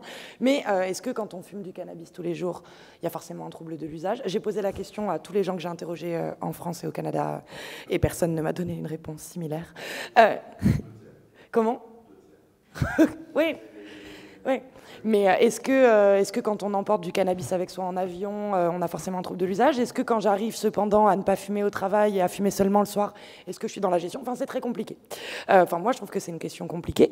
Et moi, j'aime bien écouter ce que les usagers ont à dire eux-mêmes de leurs usages. Et ils savent pas trop, en fait. Donc, c'est la question de est-ce qu'il y a trouble de l'usage, parce que du coup, ce serait le trouble de l'usage qui justifierait la prise en charge. Sur le cannabis, je sais pas. C'est pas clair. C'est pas clair. Toujours est-il qu'une partie a des usages à risque et qu'à des moments, quand je pose la question, est-ce qu'à un moment donné de tes consommations, tu aurais aimé avoir une personne à qui en parler en toute confiance, ils me disent oui. Et la preuve, c'est qu'ils en ont parlé à des professionnels de santé généralistes. S'il y avait vraiment aucun désir, au moins de se rassurer en parlant à un professionnel, en disant est-ce que consommer de la kéta, ça va m'empêcher de m'endormir sous anesthésie, etc., ils n'auraient pas posé la question. Donc il y a quand même des questions qui mériteraient d'être approfondies avec des professionnels. On n'est pas forcément sur un trouble de l'usage, mais on est sur un besoin de réassurance, en fait, et d'information qui est compréhensible dans un contexte tel qu'est le nôtre aujourd'hui.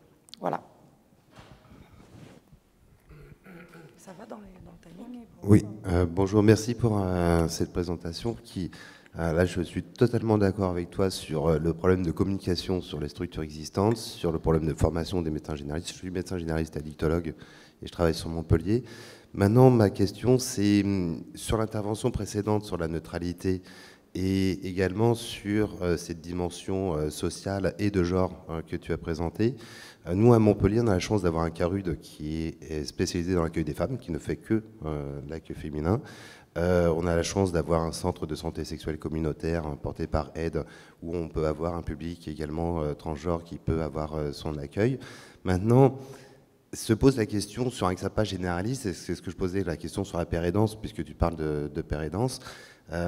On est dans une généralité par rapport aux pratiques, et si on prend ne serait-ce que le statut social, si on prend après le statut de genre, si on prend et on essaie de tout déconstruire, on arrive dans une sorte de fragmentation du soin qui est difficile à mettre en place. Je vois les personnes que je vois sur le centre de santé sexuelle, ils ne veulent pas forcément venir au CARUD. On a fait de la méthadone basse-œil, de la buprenorphine basse-œil, sur lequel quelqu'un inséré socialement ne se verrait pas venir au CARUD, et du coup se retrouve dans un soin encore plus difficile d'accès que la personne précaire pour qui on a mis en place. Donc on se retrouve à se poser la question de comment on pourrait arriver à, sans fragmenter non plus, à se retrouver à faire un accueil spécialisé pour telle personne, pour les jeux de hasard et d'argent, un accueil spécialisé. Donc ça devient complexe. On essaie de répondre à cette question du genre, parce que ça représente effectivement une grande partie des personnes qu'on peut aider, mais ça, en tout cas, ça nous pose question de comment l'organiser. C'est intéressant parce que ce discours, je l'ai entendu énormément en France. Et c'est normal, on est empreint d'une culture universaliste qui voit la fragmentation des prises en charge comme un danger. Au Canada, c'est l'universalisation de la prise en charge qui est vue comme un risque. Et la prise en charge communautaire est tout à fait acceptée. Et c'est normal d'avoir une structure pour les personnes autochtones, une structure pour les personnes LGBT, une structure pour les insérés, une structure pour les précaires, etc., etc. Ce qui n'empêche pas d'avoir en parallèle des accueils hospitaliers ou de la médecine de ville. Voilà. Moi, je pense que la fragmentation, elle existe déjà, mais qu'elle se fait de manière informelle.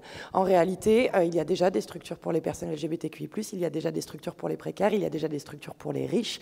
À la rigueur, le genre est peut-être la variable qui a été le moins pris en compte, le genre et la race. Ça, c'est deux critères sur lesquels on a du mal en France à dire qu'on va les prendre en compte et qu'on va proposer des offres spécifiques. Par contre, on peut aller ensemble en Suisse dans des cures où vous ne verrez aucun usager précaire. Voilà, on a déjà une offre pour les riches et on a déjà une offre pour les pauvres. Ce que je veux dire par là, c'est que cette espèce d'informalisation de cette fragmentation, comme vous dites, elle est dangereuse. Parce qu'on s'interdit de faire ce qu'on met déjà en pratique. On s'interdit de théoriser ce qu'on fait déjà. Par exemple, sur la non-mixité. Les professionnels que j'ai rencontrés en France me disent tous non. Surtout pas de non-mixité, c'est dangereux. La discrimination positive, c'est de la discrimination. Enfin, le discours universaliste à la française, très classique. Mais du coup, quand je leur demande, OK, mais vous faites quoi quand une nana se fait embêter, qu'elle est victime de harcèlement dans la structure? Ah bah oui, là, on la prend à part et on la met dans un espace où elle est toute seule ou elle est juste avec des femmes. OK. Donc la non-mixité, elle est tolérée à partir du moment où elle est en réponse à un danger. Donc on est OK d'être dans la réaction à un danger, mais on n'est pas OK d'être dans la prévention de ce danger et de cette discrimination. Et c'est ça que moi je trouve dangereux. Et je ne comprends pas pourquoi proposer des structures adaptées aux besoins de sous-population serait un problème. C'est un problème en termes de financement, oui, mais moi je ne raisonne pas en termes budgétaires. Voilà. Bonjour. Bonjour. Moi, je suis psychiatre addicto dans un XAPA. Et ça fait à peu près 20 ans que je suis 24 ans même, que je suis en addicto. Et effectivement, je suis d'accord avec vous. On avait une approche très genrée, encore plus marquée il y a 25 ans, hein, quand on a commencé. Mais je pense qu'on a beaucoup avancé, enfin, en tout cas dans les structures, les XAPA et CARUD.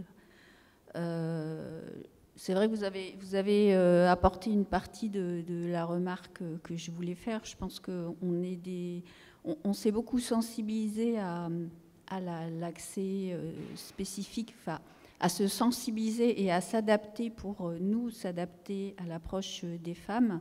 Et dans l'EXAPA, je pense que maintenant, c'est quand même très commun qu'on ait des temps réservés aux femmes. Mais pas tant. Oui, pas assez. Je suis d'accord. C'est même pas assez. Déjà, il y a une différence entre les initiatives individuelles et ce qui va être formalisé et attendu au niveau des politiques de santé publique.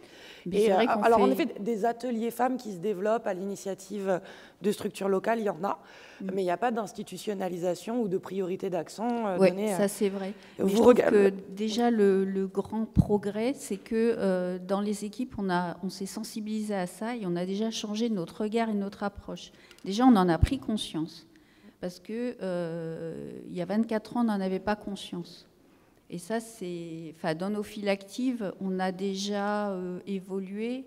En Essonne, hein, parce que moi je suis en Essonne, on avait 80-20, 80% d'hommes et 20% de femmes. On arrive presque à toucher les 40% de femmes. Donc on est quand même, on a beaucoup avancé. Bravo. Mais pas assez, je suis d'accord. C'est pas ça, c'est un peu, je rejoins ce que disait Mélina dans son introduction, on est sur des enjeux structurels qui ne peuvent pas être solutionnés uniquement par des actions individuelles. Et donc à partir de là, quand on lit les plans de santé publique sur les usages de drogue et que les seuls moments où les femmes sont abordées, c'est en tant que mères ou prostituées, on n'a pas tant avancé que ça sur les représentations. Donc évidemment que les individus progressent, mais c'est pas ça qui fera bouger les grandes lignes, à mon sens. Oui. Après, on est limité, qu'on le veuille ou non, par l'argent. Mais ça, c'est pas les professionnels. Hein. On est comme vous. Nous, on ne raisonne pas en termes de budget. Et sauf qu'on ne nous les donne pas. On va passer à la présentation d'Olivier.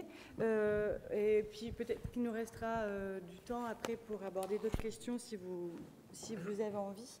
Je te laisse la place, je t'organise. Voilà. Juste, on parlait tout à l'heure d'aller vers numérique. Et justement, Olivier va vous présenter la manière dont on travaille au CARUD de la case avec... non, c'est pas celui-là. Avec les populations chemsex. Voilà.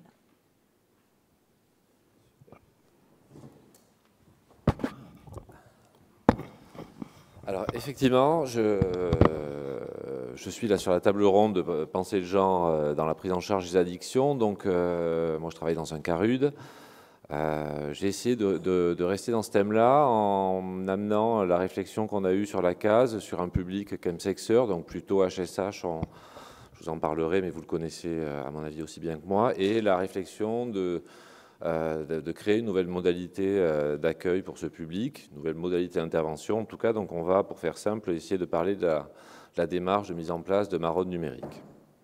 Alors je vais commencer par présenter la case assez rapidement, qui est initialement un programme d'échange de seringues qui avait été créé par Médecins du Monde en 1994. Médecins du Monde qui a délégué son programme à une association qui a été créée à l'époque en 2006 au moment de la création des CARUD. C'est devenu une grosse institution, une moyenne institution, on va dire, locale en tout cas, avec pas seulement le CARUD, mais un service d'appartement de coordination thérapeutique, avec 15 logements, je crois, si je ne me trompe pas. Oui, et une unité périnate addiction qui va accueillir des femmes enceintes à la rue, et ce jusqu'au 1 an de l'enfant. un pôle de renforcement des compétences, celui qui va travailler autour de l'empowerment des usagers, l'autonomisation des usagers, du soutien communautaire en tout cas des usagers. Et on en a parlé, Roxane en a parlé, un dispositif POPI qui s'est rajouté en 2016, qui lui va un peu utiliser les principes de la réduction des risques, mais pour des personnes en situation de prostitution. Et puis plein de petites actions lambda autour d'accès aux soins, parcours VHC, etc., etc.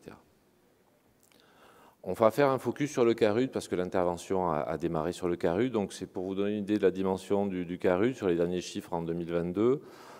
Plutôt un gros CARUD malgré tout, avec 22 000 passages à l'année, une grosse file active d'environ 1800 personnes, beaucoup de matériel distribué, essentiellement de l'injection. On est à pas loin de 270 000 seringues. Voilà, un taux de retour qui est pourri, comme dans beaucoup de CARUD, je crois, mais c'est comme ça. Une petite intervention en milieu carcéral, elle est à noter, mais elle n'a pas d'intérêt ici.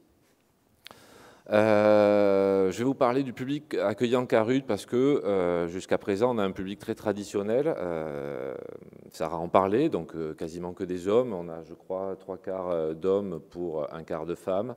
Un public qui est dans la très grande précarité, 70% des usagers sont SDF. C'est un public assez classique de CARUD. Je crois que tous les CARUD en France ont la même photographie de leur public. Qui présentent des comorbidités psychiatriques à hauteur de 70%, beaucoup sont injecteurs, etc. etc. Voilà. Ce qu'ont fait tous les CARUD, et nous y inclus, jusqu'à présent, on réfléchissait aux dynamiques de notre public. Où est-ce qu'il gravitait, un public SDF? Si c'est celui-là qu'on va chercher, on va essayer de repérer où est-ce que ce public gravite, et de cette information-là, on va mettre en place des modalités de contact adaptées, adapté à un public SDF, l'idée étant de créer une relation ou d'initier quelque chose afin de diffuser de la réduction des risques et de favoriser l'accès à la santé. Comme tous les CARUD en France, on a suivi les modalités habituelles, donc des lieux d'accueil pour des publics dans les centres-villes. Certains mettaient en place des unités mobiles pour intervenir en milieu carcéral ou ailleurs. Si le public est plutôt avec des problématiques judiciaires, on va intervenir en milieu carcéral. Et puis des travails de rue assez classiques, de type travail de rue pour aller sur les lieux de manche, du travail en squat pour des gens qui habitent dans des habitats précaires, etc. Certaines structures font de l'envoi de matériel par la poste, etc. Il y a plein de types de modalités d'intervention, mais qui ne correspondait pas au public qu'on voulait contacter, qui était donc ce public chemsexeur. Et donc, on a dû réfléchir à une nouvelle modalité d'intervention. Alors, je vais rapidement parler du chemsex. C'est effectivement la consommation de substances psychoactives dans un contexte sexuel. Consommer des produits en contexte sexuel, c'est plutôt ancien. On a vu des premiers retours dans la littérature, dans la Rome antique, de femmes qui consommaient, à qui on donnait des produits pour faciliter leur premier rapport sexuel avec leur futur compagnon. C'est plutôt apparu dans les années 90, en tout cas, dans la communauté gay, où on a commencé à aborder le terme de chem pour parler des produits consommés, donc de la méthamphétamine ou du GHB. Pas forcément au démarrage en lien avec la sexualité. Ça s'est vulgarisé dans les années 2000 et on a vu apparaître en France effectivement des augmentations de consommation de GHB dans la communauté HSH qui étaient, eux, en lien avec des relations sexuelles à ce moment-là.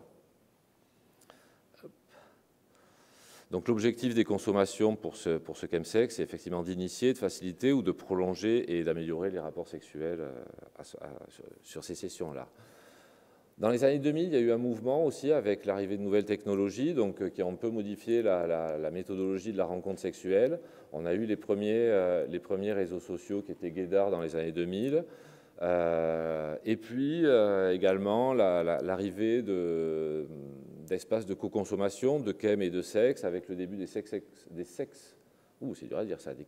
clubs en Angleterre, et en 2006, donc la démocratisation de la méphédrone, 4-MMC, M4, etc., etc. Donc c'est plutôt dans ce contexte-là que va apparaître le chemsex, plutôt en tant que phénomène de société, et puis d'une culture en tout cas, et de mode de vie qui est une histoire de la communauté gay. Le tout en parallèle avec l'arrivée de nouvelles molécules qui étaient plutôt la famille des catinones et des nouveaux produits de synthèse. Donc il y a des débats autour des personnes concernées par le chemsex. Donc c'est malgré tout la pratique d'une consommation de produits. On ne va pas parler de cannabis ou d'alcool et de tabac. Une consommation de produits qui va être réalisée en contexte sexuel avec un objectif qui est de renforcer sa pratique et le plaisir qu'elle procure. Donc il y a des débats plutôt communautaires qui visent à maintenir le terme de chemsex plutôt pour la communauté HSH. Au-delà des discussions identitaires, les pratiques, quel que soit le nom qu'on leur donne, ont des risques communs. Donc on va essayer de décrire le phénomène le plus largement possible pour proposer des actions de prévention. Donc c'est essentiellement la communauté HSH avec une certaine porosité des comportements liés au chemsex. Donc certains vont se réclamer du chemsex même s'ils ne font pas partie des HSH. Et on va voir dans certaines études, donc peut-être un peu anciennes, C-Sex and Chems, que majoritairement, effectivement, les HSH sont représentés dans cette pratique. Donc comment contacter ce public? C'était la problématique de départ, puisqu'on a un public qui ne fréquente pas les CARUD, qui ne se considère pas usagé, surtout pas dans les structures de réduction des risques. Donc ils vont avoir une transmission et un apprentissage des pratiques entre pairs.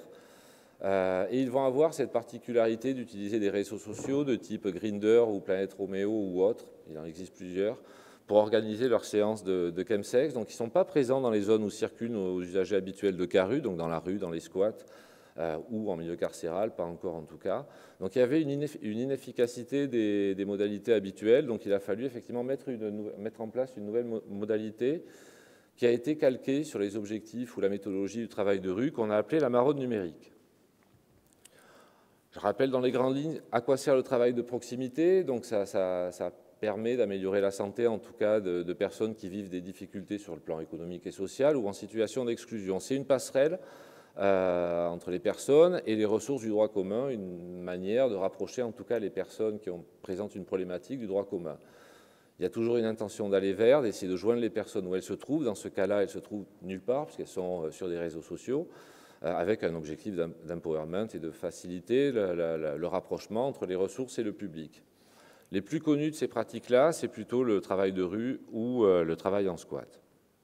Donc là, je vais vous parler rapidement de la mise en place de ces tournées digitales ou maraude numérique, on appelle ça comme on veut. Donc la photo résume bien la démarche professionnelle. Il s'agit de s'asseoir derrière un bureau, derrière un ordi et de marauder sur le net, sur des sites particuliers, en ligne, avec l'objectif de tenter de contacter les personnes, de commencer des échanges, en tout cas, peut-être des actions de prévention et peut-être aussi d'orientation.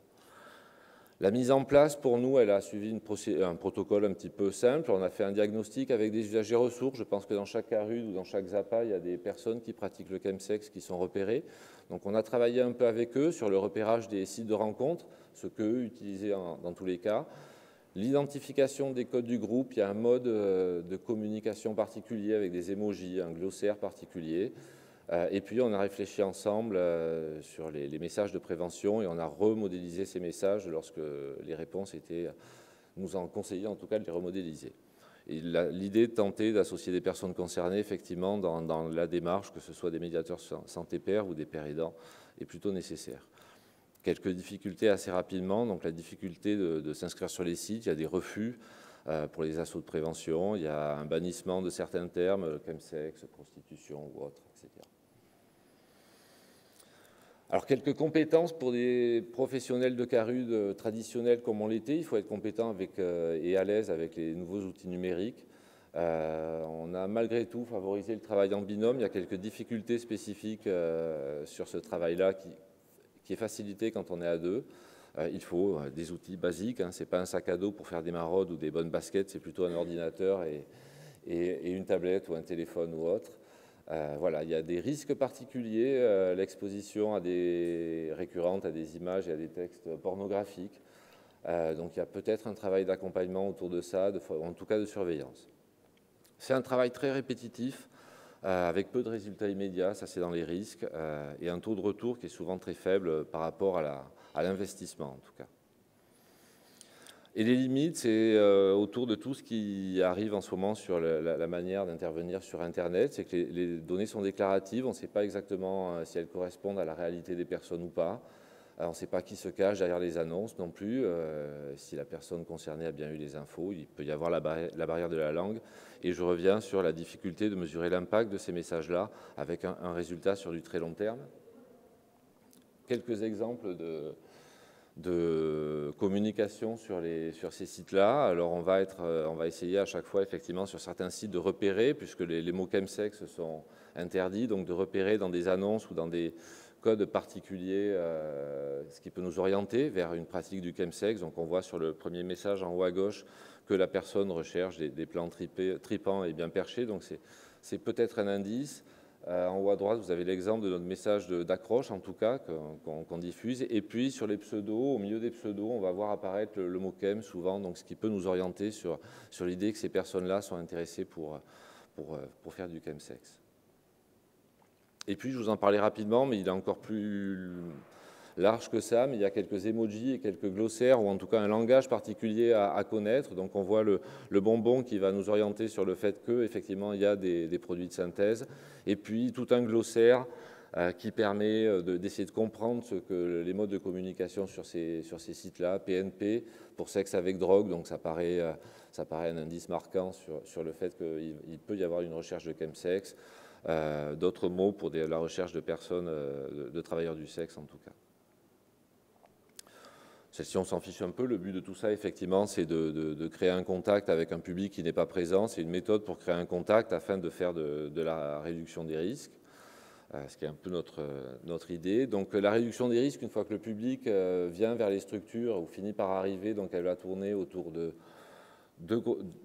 gros thèmes, la santé sexuelle, puisqu'il y a beaucoup de risques liés à la sexualité avec partage de partenaires, pas forcément protégés. Et puis, une réduction des risques plus traditionnelle pour nous, celle qui est liée à l'usage de drogue.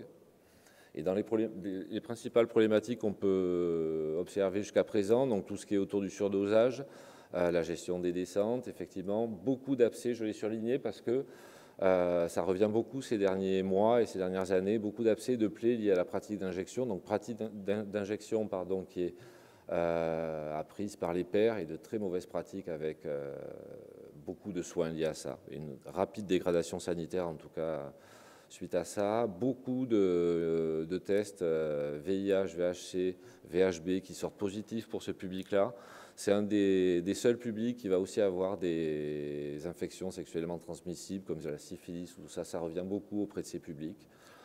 Et puis, essayer d'aborder avec ce public, effectivement, les risques liés au consentement. Donc la vulnérabilité chimique va rendre difficile le consentement. Ils peuvent être victimes d'agressions, mais ils peuvent aussi être agresseurs. Donc parler de tout ça. Et puis sur du plus long terme, la perte de contrôle avec des problématiques d'addiction, des impacts sur la santé psychique avec des états délirants, des troubles cognitifs, une moins bonne observance effectivement des traitements. Ce qu'on se rend compte, c'est que ce public qui au démarrage est très éloigné sur la photographie de notre public usager de drogue, petit à petit et assez rapidement devient très proche de la photographie de notre public usager de drogue dans les troubles qu'il présente. Et je trouve que la bascule est extrêmement rapide. Des gens peuvent arriver insérés en couple avec un appartement, du travail, une situation sanitaire plutôt saine, et la descente aux enfers en 6 mois est assez étonnante. Voilà, ça c'est. Et juste pour finir, pardon, je me suis trompé de diapo. Eh bien, elle n'y est plus, la dernière. Pourquoi il n'y est plus la dernière? Il me manque ma conclusion. Je voulais juste conclure alors par effectivement. Elle est là. Vous la voyez ou pas? Oui. Donc la conclusion pour nous, effectivement, c'est la mise en place qui a été à la demande d'un groupe de chemsexeurs qui vient, de groupes de parole autour de sujets dont on n'a pas encore défini le contenu. Un public peu palpable, effectivement, peu repéré dans les cas rudes, mais qu'on peut faire, sur lequel on peut avoir un contact, en fait, en décalant un peu nos interventions, en allant sur des interventions de type maraude numérique. La vraie conclusion, c'est ce glissement rapide entre la pratique de chemsex au démarrage, qui est un vrai choix, et une consommation de drogue sans sexe très rapidement aussi, avec l'impact sur la santé qui apparaît très très vite. Et puis ce qu'on trouve intéressant avec ça, nous on en est au balbutiement parce qu'on n'est pas les plus modernes, mais ça permet effectivement de réfléchir au futur de la réduction des risques. J'entendais mercredi matin, je crois, des chercheurs qui s'associent avec des outils, en tout cas connectés, pour mesurer le craving des usagers. Ben oui, donc on voit que tout ça rentre et qu'il faut que la réduction des risques avance là-dessus pour trouver les nouveaux modes de contact de ces usagers qui ne sont pas forcément présents dans les rues ou physiquement, mais qui gravitent dans d'autres sphères comme tout le monde, que ce soit pour l'achat de produits, pour les rencontres, pour l'accès à la prévention, etc., etc. Voilà, une petite expérience de maraude numérique, en tout cas.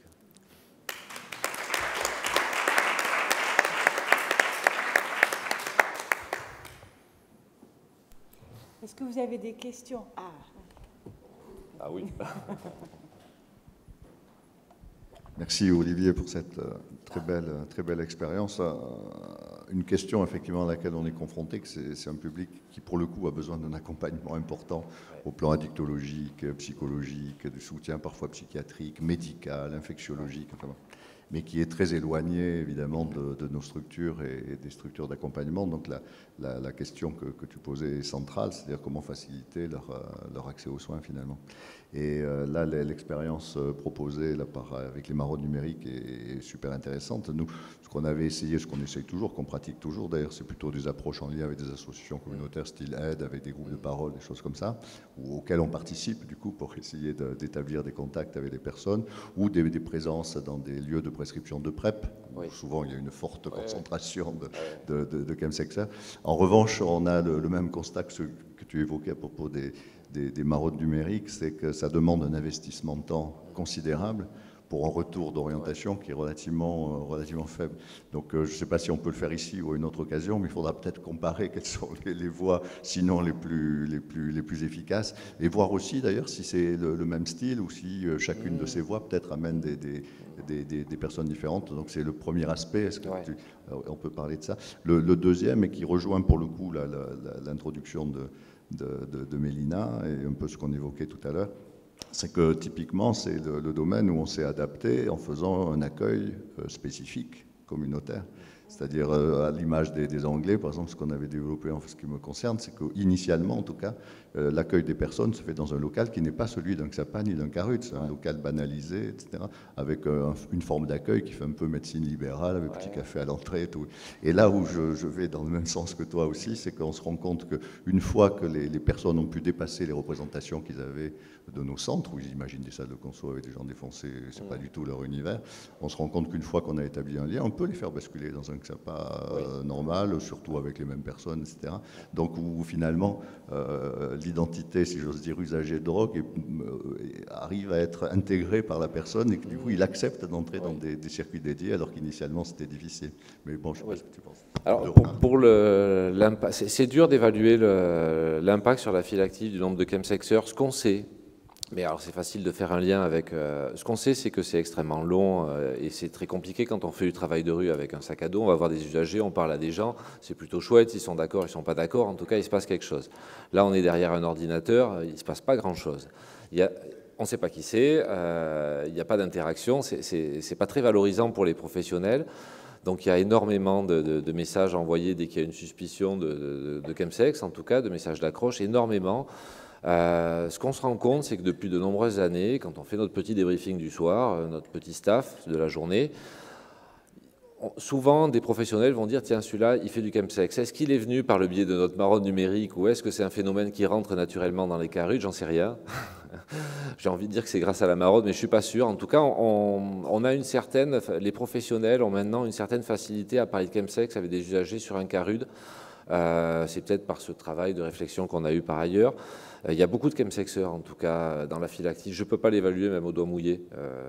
Est-ce que c'est 5%? Est-ce que c'est 10%? J'en ai pas la moindre idée. C'est un phénomène qui vient. Et effectivement, on les fait venir avec le prétexte de cette maraude numérique, en proposant de l'analyse de drogue, en proposant quelque chose qui peut être un prétexte, parce qu'à un moment, si on veut aller plus loin dans l'accès aux soins, il va falloir qu'ils viennent sur la structure. C'est compliqué, juste derrière un ordinateur, de faire un vrai accès aux soins. On les fait venir avec ce prétexte-là et on peut après dérouler effectivement tout ce qui est prise en compte de l'addiction, etc. Soins. Ça commence par des dépistages très souvent. Ça s'arrête des fois juste à l'échange de matériel et à une relation autour de ça. Il y a rapidement quand même des besoins de dépistage avec des résultats qui sont souvent positifs et très rapidement il y a de l'accès aux soins suite à des injections complètement ratés et après viennent les questions aussi, etc. etc. Ouais.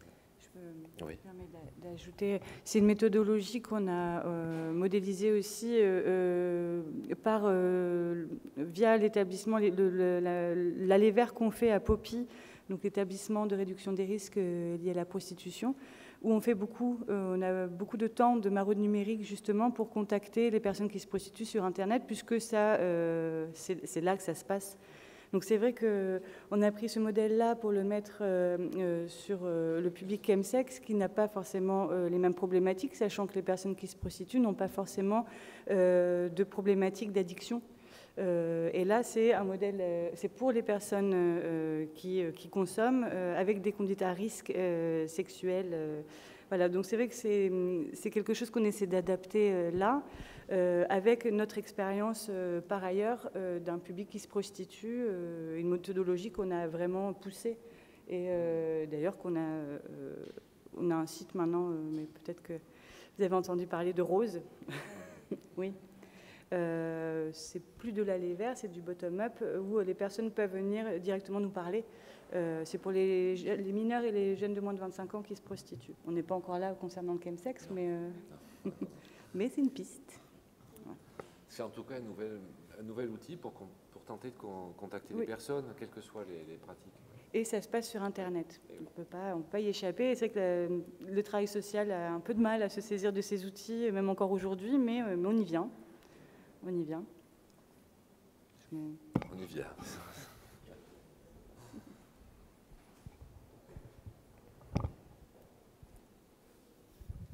Corinne Vincent, je suis médecin dictologue en XAPA en Carude. Est-ce que sur la RDR à distance, il y a des différentiels genrés, je pense hommes-femmes, et aussi chemsexeurs? Est-ce que ça touche un autre public?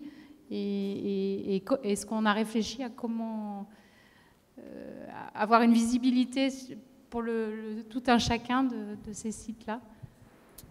Je ne peux pas répondre, moi, sur la RDR à distance, s'ils ont réfléchi à ces problématiques-là. Moi, je dis juste ça parce que je travaillais avant à Tempo et du coup, on avait repéré que sur notre file active, on avait plus de femmes. Enfin, on était à plus d'un quart. Alors, je ne saurais pas vous le dire au doigt mouillé, mais on avait repéré ça. Et bon, je voulais savoir s'il y avait eu une étude un peu plus poussée. J'ai pas d'infos sur la RDR à distance. Alors, j'ai pas toutes les données chiffrées. Par contre, pour avoir échangé de manière informellement avec des collègues bordelais et bordelaises sur la RDR à distance, oui, il y a un peu plus de femmes. Après, en fait, ce qui va se passer au niveau du genre aussi, si on s'intéresse notamment aux femmes en situation de précarité ou avec un trouble de l'usage, donc pas forcément ma population, mais ce que la littérature scientifique dit sur les femmes et leur non-recours à la prise en charge, et ce que je vois aussi, puisque l'ARS a subventionné le dispositif Train Nouvelle-Aquitaine pour enquêter sur les femmes en situation d'addiction.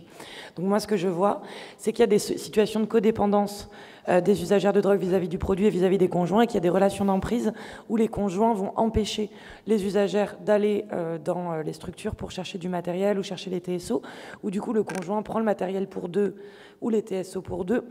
Et donc on peut imaginer que c'est une solution pour la RDR à distance, mais que si l'usagère est dans une relation conjugale d'emprise, le partenaire donnerait quand même son nom à lui, son identification à lui pour obtenir ça. Et donc il y a évidemment que la RDR à distance, c'est un outil incroyable qu'il faut continuer à développer, mais ça ne résout pas le problème des inégalités de genre qui sont liées en fait à des vulnérabilités structurelles sur plusieurs plans. Du coup. Donc c'est un outil, mais c'est pas une solution intégrale, à mon sens.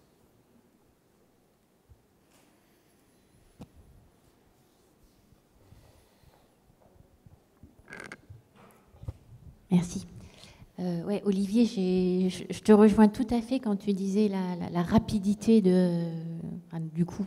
après les premiers usages et du coup la perte de contrôle et tous les dommages somatiques, etc. Et ça me semble d'autant plus pertinent d'aller les chercher grâce aux maraudes numériques, par exemple, parce qu'une fois que nous, on les voit, donc du coup, moi, je me place du côté soins cette fois-ci, leur trajectoire par rapport aux autres personnes qu'on accompagne, elle est également fulgurante au niveau du rétablissement. Ah oui. Sauf, voilà. Ouais, exactement. Sauf quelques exceptions, mais comme tout le temps. Moi, c'est ce qui m'a surpris une fois qu'on les rencontre. ça va incroyablement vite. Et du coup, avec un petit peu de recul, j'ai envie de dire qu'en 4-5 ans, on a des personnes qui ont vraiment été très très mal avec des hospitalisations, etc. et qui maintenant vont plutôt très bien. Dans les deux sens, ils vont très vite, quoi. Ouais, exactement. C'est une trajectoire. On dit que l'addiction, ça met 10 ans et plus, etc. Ils n'ont pas besoin de 10 ans pour aller beaucoup mieux, pour aller très mal et pour aller beaucoup mieux non plus. Voilà. Merci. Merci à tous.